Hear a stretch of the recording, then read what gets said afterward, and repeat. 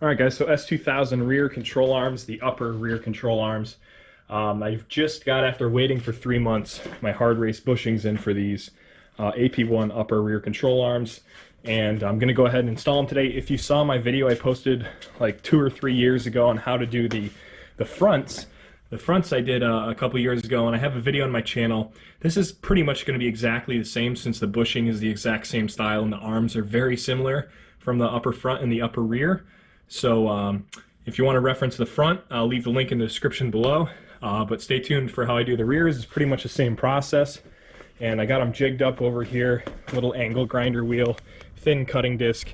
And I'm cutting on the OEM bushings. I'm cutting flats off of the outer surface of this and then going into the flange below there. Now, I didn't know if my hard race bushings were going to come in time, so I was going to plan to just use the OEM ones this season with the coronavirus stuff and everything. So after 3 months of waiting though, they did just come, so I have a couple weeks to install them still and get an alignment on the car. So I'm going to go ahead and just replace them so I can be peace of mind, so that I have every hard race hardened rubber bushing that you can buy for the S2000 in the car, pretty much, besides the toe links. So here's the part number that I'll be installing today. Like I said, this one was the most back ordered one online, and it was almost impossible to order in February 2020, but we're almost in May now and I got them. So these are the new part number, 4 of them in here, do both upper control arms. These were about $100 shipped.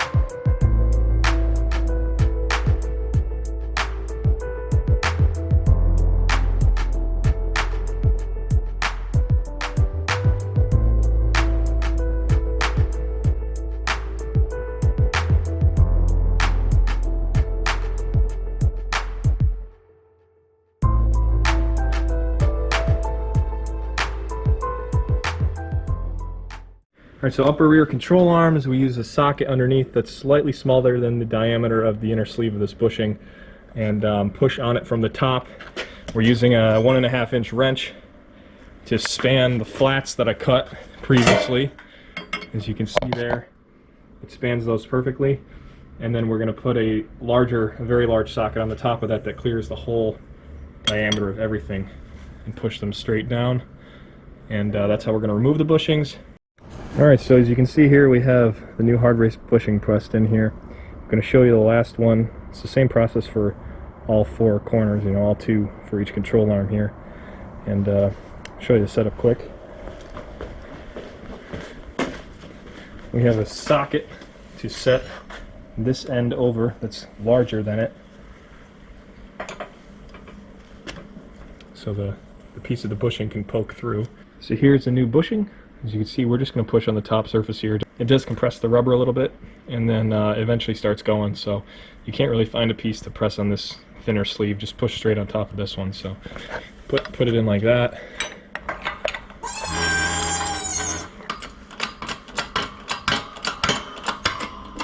As you can see, the rubber is going to compress first, and then the bushing is going to start to go in.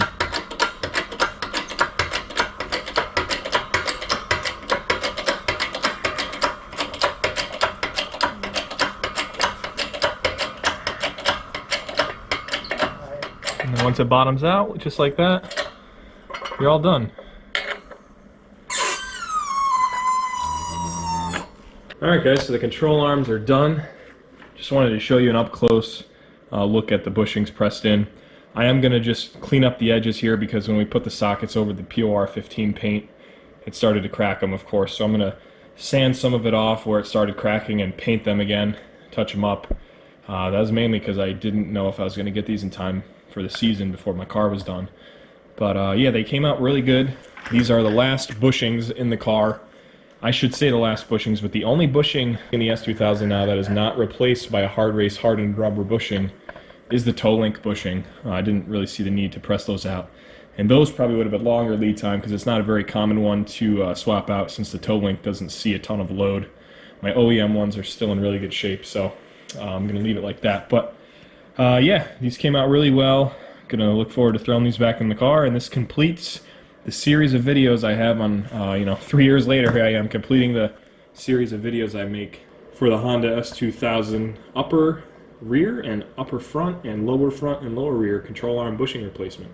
Alright guys, so I just wanted to show you this one last clip. This is the control arm, the upper control arm reinstalled back in the car. Looks fantastic in there. You can see with the lower control arm down there, everything looks rust free, looks beautiful again.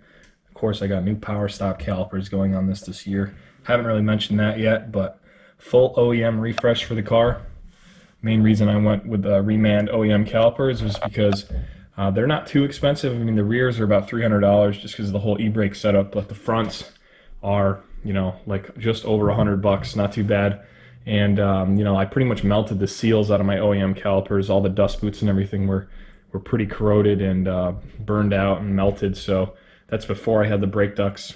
So instead of just buying new seal kits for each one of those calipers, which was $30 a corner, so I just picked up fresh red powder coated OEM rebuilt calipers from PowerStop. They got the Nissan logo is on the rears, but you can't get the fronts with the Nissan anymore because they ran out of cores a long time ago, since no one sends their OEM units back for a core exchange. Found that out on the phone with them, but pretty much the exact same thing. It's not going to be a problem. But yeah, just as a look at everything here, and hope you guys enjoy the video. Give the video a thumbs up, like, and subscribe, and I'll see you in the next one.